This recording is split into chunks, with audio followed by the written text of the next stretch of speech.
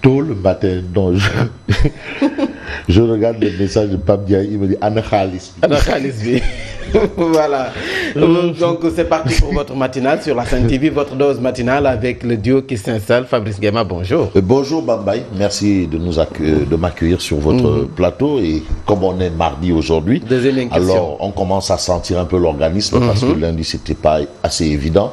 Et l'intérêt pour nous, c'est quand même faire l'économie ou bien la lecture des parutions du matin. Et on sait que les téléspectateurs sont férus d'informations, ils veulent être informés. Bien sûr. L'information qui est un droit, et c'est informer aussi un devoir. Il faut être informé. Ah oui, ah oui, ah et oui. son nombre a été au rendez-vous tous les matins, particulièrement Isidore Colli qui m'a envoyé un message ce matin. Je vais vous lire le message. Oui. Que le Tout-Puissant vous donne la force, la santé, la présence d'esprit pour toujours être là pour nous servir. Amen. Car sans vous, nos journées seront fades. Salut, bien Fabrice et bonne continuation. Amen. Merci Isidore Colli. Ah mais c'est intéressant de recevoir des prières tôt le matin parce qu'on en a besoin. En fait, la prière, c'est comme qui dirait l'autre, en fait, c'est le médicament de l'âme. De l'âme, oui, la prière. L'âme, voilà.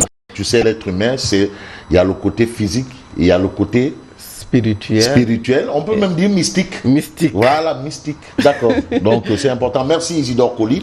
Et un clin d'œil à Jack Bauer qui, apparemment, il quitte Tiwawan pour entrer dans un halwa. Le halwa des lacrymogènes. Des lacrymogènes. Non, lui, il prépare le Ndiassa, normalement. Non, lui, c'est le halwa des lacrymogènes. Il a quitté le halwa spirituel pour les halwa des lacrymogènes. Voilà. Et bien des choses également à l'imam Khatib Mohamed Mustafa Diagne. L'imam de la sphère de Diamniadio. Sphère de Diamniadio. Et qui veut être imam à la place de France, dans un bâtiment là, à côté. Juste là. à côté. Juste là, autour là. Voilà, c'est là-bas le bloc administratif. On a tout compris. Bien entendu. Abib Nia, lui aussi veut être imam à Thiès Nord. Sokali Sénégal. Lalaï Chafal de la COFEM. Ouais, Lalaï Chafal. Bon, espérons qu'elle soit imam les HLM. de l'imam de la mosquée vers la corniche là. Vers la corniche des HLM là. Voilà.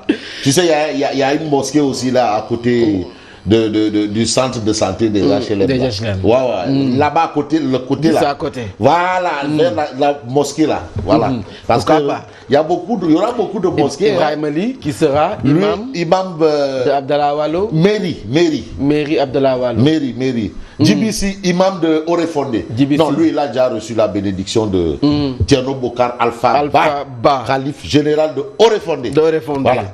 Et Tons Dadonia, lui, il est déjà imam. Non, c'est imam Khatib. Non, l'imam des imams.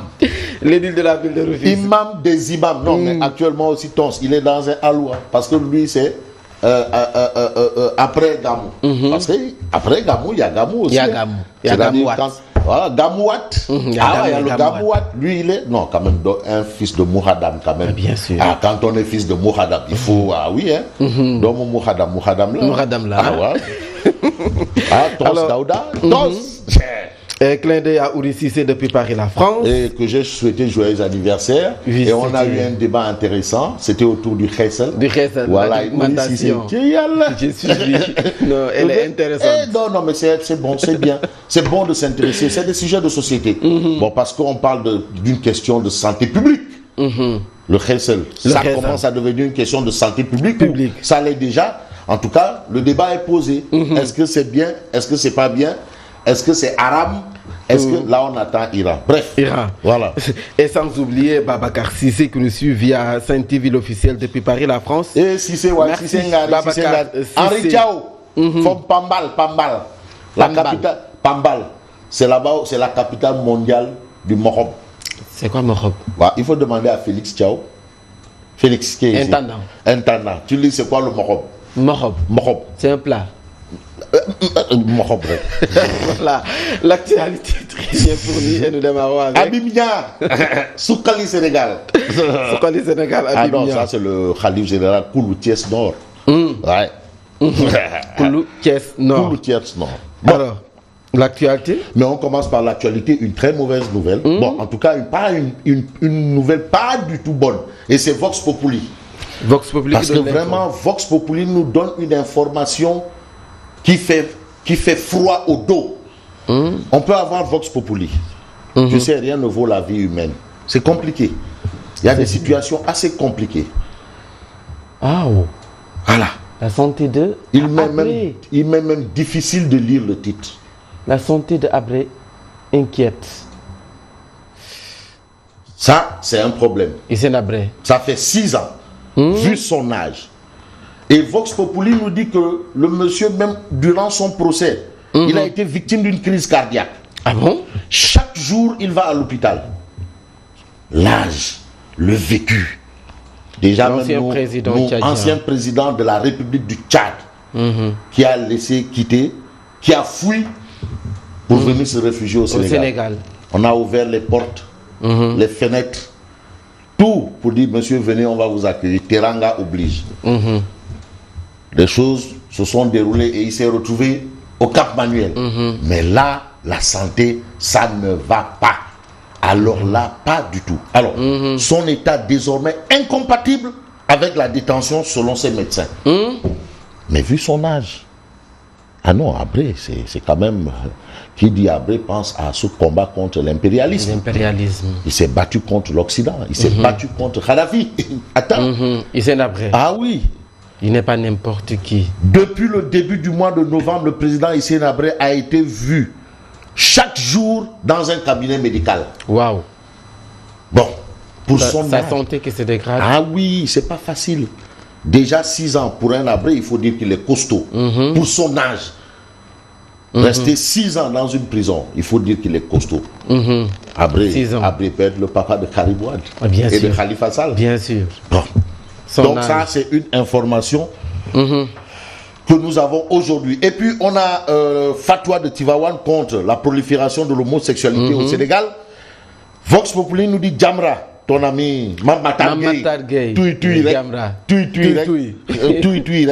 Jamra invite tous les khalifs généraux à se faire l'écho du cri du cœur de Serigne Babacar Sy Mansour. Donc, tous les khalifs généraux. Khalif général Koulou Mouride. Khalif général Koulou Layen.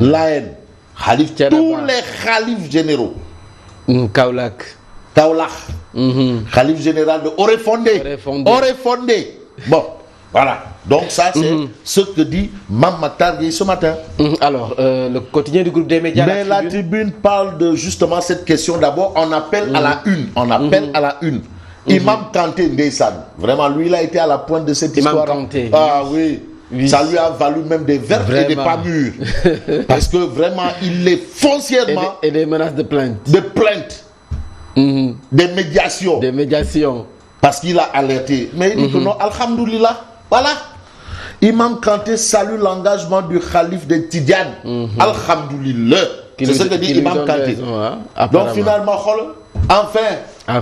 Voilà. Et il applaudit. Imam Kanté. Bon, il ne faut pas dire applaudir des deux mains là. Maintenant, vous traduisez le Wolof en français. Redondance. Non. Des deux mains. En tout cas, la tribune a ça, une part du projet de retrait des enfants mendiants de la rue. Tout le monde l'a vu. Oui. On a parlé, les radios ont informé. Toum, Tama, Sabar, Bang Bang, tout était sorti. Pour dire Alhamdulillah. Ndeketeyo Sabar Pot. Comme ça. Les rendez-vous ratés de Macky. Les enfants, ils sont là. Alors, Libération. Mais Libération de donner encore une grosse information. Laquelle Ndeketeyo. Le reportage de la BBC. Wa BBC ndekete de nuit mena mew. Ah, c'est Libération qui les bat. C'est Libération qui les s'arrête. Non, parce que le mot est appelé froidement menti. BBC dafay mew. Mew bo xamanteni mom biradam la wala kosam la wala kadam. Personne ne sait. Kosam, biradam ou kadam. Mew. So Arnaud. Pire. C'est Libération qui donne les affaire Petro-Tim. Aucun de nos agents n'a été interrogé à la DIC, écrivait la maison mère. La BBC a froidement menti.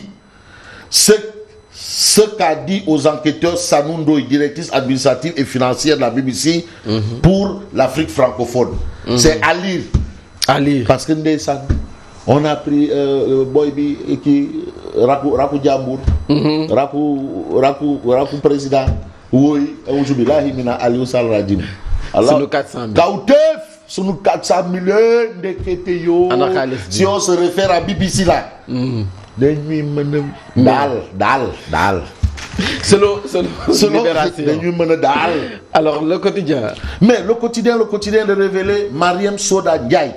C'est elle qui doit remplacer Maître Aïssata Tall Sall. Mariam Soda Ndiaye. Alors, elle passe de députée à députée. Pourquoi elle a été députée? Parce qu'elle avait critiqué le ralliement d'Aïssata Tall Sall à Macky Sall. Elle l'a critiqué vertement. Oui. Et elle déclare: j'assume mes positions. Donc elle est passée de députée à députée aujourd'hui.